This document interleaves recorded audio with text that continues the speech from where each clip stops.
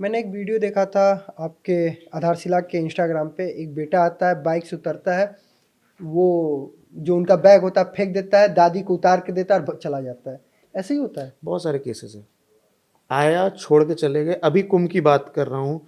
15 female जो government registered है उनके पास खोया पाया में ऐसे बच्चे जो अपनी माओ को छोड़ गए। 15 माएँ ऐसी थी और 10 पुरुष ऐसे थे जिनको बच्चे छोड़ गए। क्यों? क्योंकि वो पढ़े लिखे नहीं और वापस नहीं जा सकते।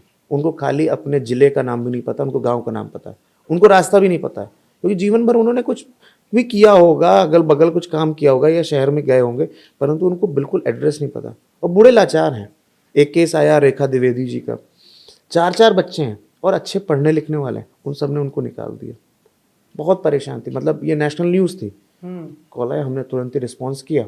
समाज के मैंने आपके एक पोस्ट को देखा था, रेस्क्यू करने वाला, जो एक माँ बाप हैं, मतलब बुजुर्ग दंपति हैं, जो किसी पुआल के पास बैठे हैं, उनका बेटा स्नान कराने आया था, वहीं छोड़ दिया। तो आपने टाइम्स नाउ नवभारत का पोस्ट था, आपने मुझे शेयर किया था कि इनके बारे में पता चल, तो क्या वो मिले, क्या हुआ? वो मिले, वो तो एक अच्छी पहल थी कि वो नेशनल न्यूज़ हो गई। क्या होता है कि जब हम प्रेशर किसी चीज़ पे पड़ता है और उसको पता है कि वो गलत है, वो ज़रूर आके उसको करने की कोशिश करता है कि मेरी समाज में इज्जत बची रहे, और वो इस वजह से वो वापस ले गया।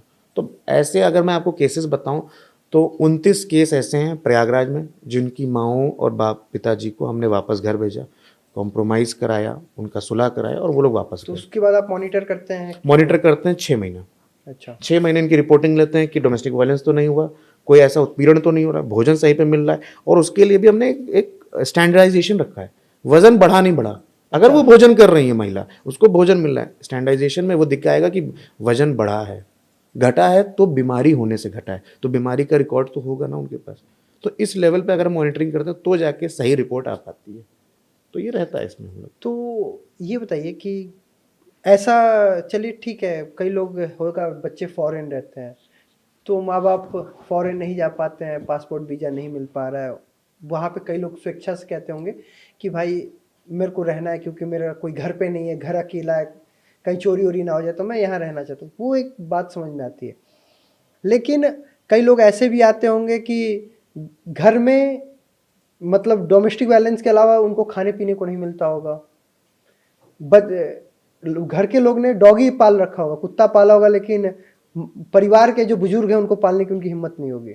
ऐसा है क्या? बहुत सारे केसेस हैं, और मैं ये नहीं कहूँगा खाली फॉरेन, मैं ये कहूँगा कि उत्तर प्रदेश के कोई डिस्ट्रिक्ट का व्यक्ति, बच्चा जो पढ़ लिख गया है और जॉब करने के लिए बैंगलोर चला गया, दिल्ली चला गया, नोएडा चला गया, या देश के किसी कोने में चला गया, वो लोग भी ऐसा कर रहे हैं।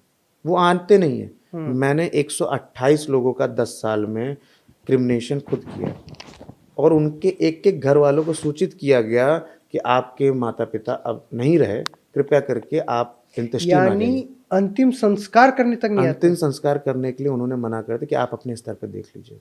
ये कौन सा ये जीवन की आपाधापी है? 128 केस है, ऐसे लिखित में है मेरे पास 128 केस, जिनमें वो लोग ने मना कर दिया कि आप अपने हिसाब से कर लीजिए, और हम लोग को फिर जो इलेक्ट्रिक वाला है उससे करना पड़ता है, और हम लोग करते हैं। उसके बाद हम उनके लिए 2 मिनट का मौन भी रखवाते हैं कि उनके बच्चों ने जो कदर नहीं की, हम कम से कम उनके लिए तो कुछ कदर कर लें, कुछ उनके लिए शांति पाठ कर लें, कुछ उनके लिए हम समर्पण व्यक्त कर लें, क्योंकि वो तो हमारे परिवार का हिस्सा हो गए। अगर 2 महीने भी कोई व्यक्ति हमारे साथ रह लेता है, कोई जानवर रह लेता है, तो हमारे मन में उसके प्रति संवेदना जाग जाती है।